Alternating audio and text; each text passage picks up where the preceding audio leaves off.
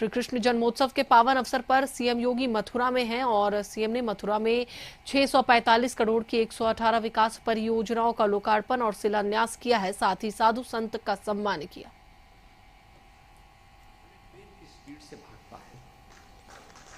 और हमें विकास को उसी दिशा में आगे बढ़ाना है। एक लंबा लक्ष्य दिया है 2047 का। प्रधानमंत्री जी ने कल अलग अलग संकल्पों के माध्यम से आगामी कार्यक्रमों की घोषणा भी की है और मेरा भी इस पावन ब्रजभूमि से जुड़े हुए आप सभी पूज्य संतों से, माननीय जनप्रतिनिधियों से, जनता जनार्दन से, सभी श्रद्धालुओं से इस बात का आह्वान होगा। अभी उत्तर प्रदेश विधानसभा और विधान परिषद में, विधानमंडल में एक बहस चली।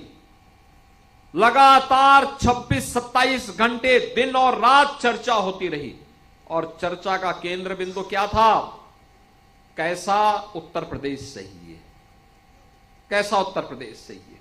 और उत्तर प्रदेश तो भारत के आध्यात्मिक और सांस्कृतिक केंद्र बिंदु के रूप में, भारत की आत्मा के रूप में अपने आप को प्रस्तुत करता है।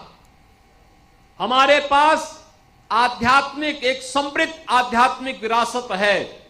उस आध्यात्मिक विरासत के संरक्षण के साथ ही आधुनिक विकास के इन कार्यक्रमों के साथ हमें जुड़ना होगा, आगे बढ़ना होगा।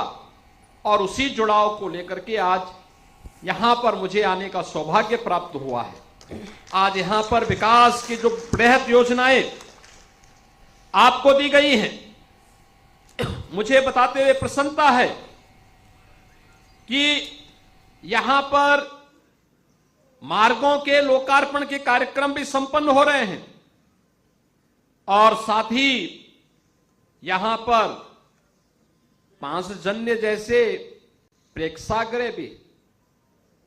अब यहां पर आप बैठ करके कथा भी कर सकते हैं, भजन कीर्तन भी कर सकते हैं और साथ ही अन्य प्रकार के जिस कार्य के लिए, लीला के लिए जो वृंदावन की भूमि प्रसिद्ध है, श्री कृष्ण की लीलाओं का मंचन का भी एक माध्यम इस प्रकार के प्रेक्षागृह, मौसम चाहे कैसा भी हो, मंचन का कार्यक्रम पूरे आनंदमय माहौल में, भक्तिमय माहौल में यहां पर करने का अवसर प्राप्त होगा।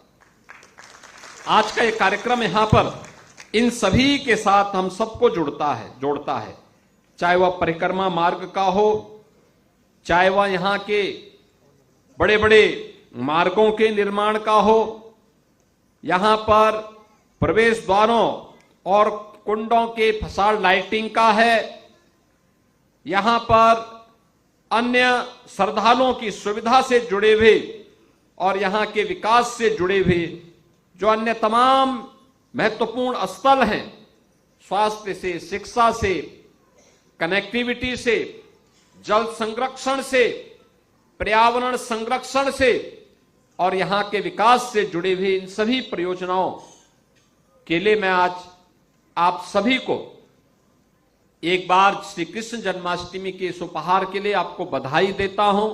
मंचस्थ अपने जनप्रतिनिधियों को हृदय से धन्यवाद देता हूं और श्री कृष्ण जन्माष्टमी के अवसर पर हृदय से मंगलमय शुभकामनाएं पूरे ब्रजवासियों के लिए, पूरे प्रदेशवासियों के लिए और देश और दुनिया में जहां कहीं भी इस पावन धरा से जुड़े हुए श्रद्धालु मौजूद हैं, उन सबको मैं आज के इस पावन पर्व पर अपनी मंगलमय शुभकामनाएं देते हुए अपनी वाणी को विराम देता हूं।